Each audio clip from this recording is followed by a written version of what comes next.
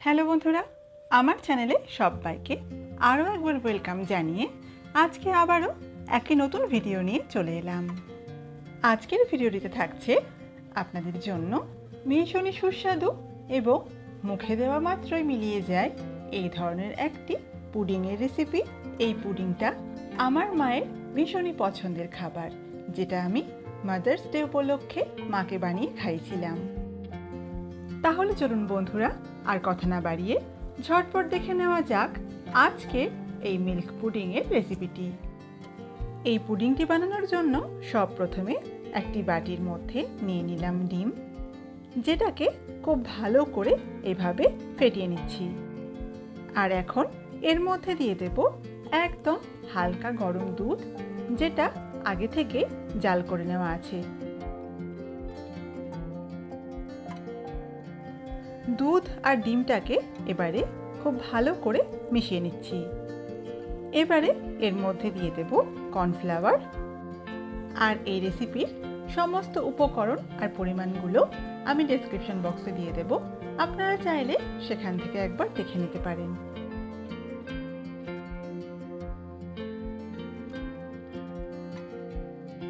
এরই সাথে এর মধ্যে দিয়ে দিচ্ছি একদম অল্প একটু গুঁড়ো চিনি। আর এর টেস্টটাকে আরও একটু ভালো করার জন্য এর মধ্যে দিয়ে দেব মিল্ক মেড। এই মিল্ক মেডের মধ্যে যেহেতু বেশ অনেকটাই মিষ্টি রয়েছে, সেই জন্য এই পুডিংয়ে আমি একদম অল্প একটু চিনি দিয়েছি। আপনাদের হাতের কাছে যদি মিল্ক মেড না থাকে, এর পরিবর্তে আপনারা এখানে বেশ খানিকটা গুঁড়ো দুধ অল্প একটু লিকুইড দুধের মধ্যে গুলে নিয়ে সেটাকে এর মধ্যে দিয়ে দিতে পারেন। এখন সব জিনিসগুলোকে আবারও খুব ভালো করে ফেটিয়ে নিচ্ছি। এই পুডিংটাতে আমার মা এলাচের ফ্লেভার খেতে বেশি পছন্দ করে, সেজন্য আমি এখানে এলাচ দিচ্ছি। এখানে এলাচটাকে আমি ভালো করে থেতো করে নিয়ে এই মিশ্রণের মধ্যে দিয়ে দিচ্ছি। তবে আপনারা যদি এর মধ্যে ভ্যানিলা এসেন্স খেতে চান, সেটাও দিয়ে দিতে পারেন। এরই সাথে এই মিশ্রণের মধ্যে দিয়ে দিলাম অল্প একটু গোলাপ জল, আর দিয়ে দিচ্ছি একদম অল্প একটু ফুড কালার। এটা কিন্তু পুরোপুরি অপশনাল, আপনাদের ইচ্ছে হলে দেবেন, না হলে এটাকে ছাড়াও আপনারা খুব সুন্দর পুডিং বানিয়ে ফেলতে পারবেন। এখন সব জিনিসগুলোকে খুব ভালো করে ফেটিয়ে নিয়েছি। এবারে এই মিশ্রণটাকে ছেঁকে নেওয়ার পালা। এই পুডিংয়ের মিশ্রণটাকে যদি এইভাবে একটি ছাঁকনির সাহায্যে ছেঁকে নেওয়া হয়, তাহলে এর টেক্সচারটা ভীষণ স্মুথ হয়।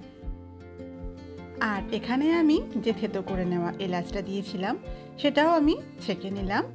এটা মুখে পড়লে পুডিংটা খেতে ভালো লাগতো না। এটাকে আমি স্টিম দেব না, এটাকে এইভাবে প্যানের মধ্যে দিয়ে রান্না করে নেব।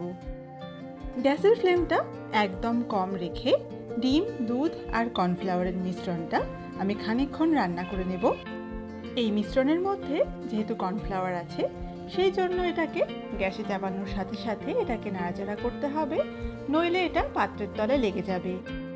হাতা, খুন্তি বা এই ধরনের হ্যান্ড বিটারের সাহায্যে ভালোভাবে এটাকে নাড়াচাড়া করতে থাকতে হবে। এইভাবে এটাকে কন্টিনিউ নাড়াচাড়া করার ফলে দেখবেন এর মধ্যে কোনো দলাও হচ্ছে না, আবার এটা পাত্রের তলায় লেগেও যাবে না। এটাকে আমি গ্যাসে বসিয়ে খানিকক্ষণ নাড়াচাড়া করার পর আরও খানিকটা লিকুইড দুধ দিয়েছিলাম।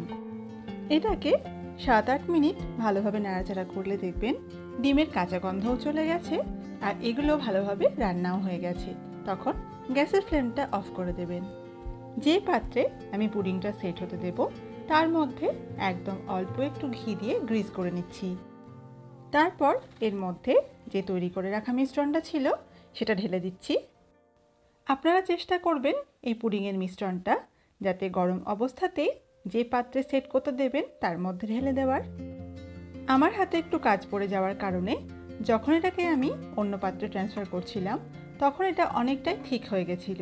সেজন্য চেষ্টা করবেন এটাকে গরম অবস্থাতেই পাত্রের মধ্যে ঢেলে দেওয়ার। এখন আমি এই পুডিংটাকে সম্পূর্ণভাবে ঠান্ডা হয়ে যাওয়ার পর এটাকে ওভারনাইটের জন্য ফ্রিজের মধ্যে রেখে দেব।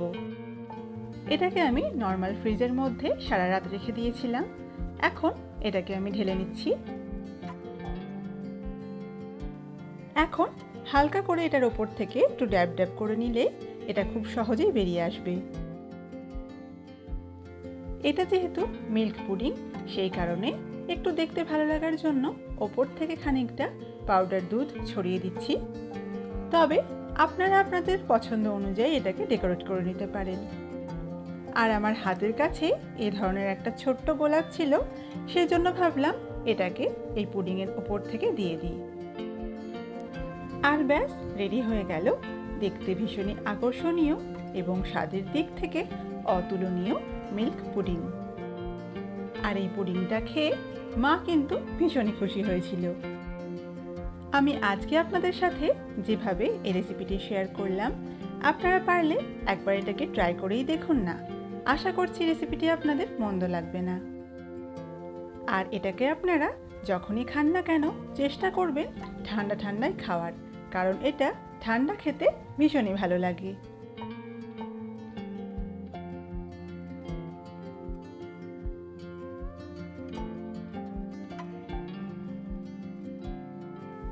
আর এটাকে দেখুন, আপনাদের একটু কেটে দেখায় যে এটা কতটা সফট হয়েছে। আর এই পুডিংয়ের মধ্যে আমি মিষ্টির পরিমাণটা যেহেতু কম রেখেছিলাম, সেই জন্য এটা খেতে একটু বেশি ভালো হয়েছিল।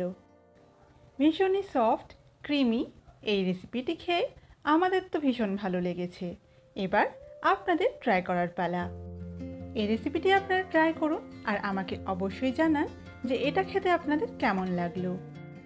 তাহলে বন্ধুরা, আমার আজকের এই ভিডিওটি আপনাদের ভালো লেগে থাকলে অবশ্যই ভিডিওটিকে লাইক, শেয়ার, কমেন্ট করতে ভুলবেন না। আর এখনো পর্যন্ত যেসব বন্ধুরা আমার চ্যানেলটিকে সাবস্ক্রাইব করেননি, তারা অবশ্যই চ্যানেলটিকে সাবস্ক্রাইব করে পাশে থাকা বেল আইকনে ক্লিক করতে একদম ভুলবেন না। আজকের মতো এখানেই বিদায় নিচ্ছি বন্ধুরা। সবাই খুব ভালো থাকবেন এবং সুস্থ থাকবেন। আর এতক্ষণ ধরে ভিডিওটি দেখার জন্য আপনাদের সবাইকে অনেক অনেক ধন্যবাদ।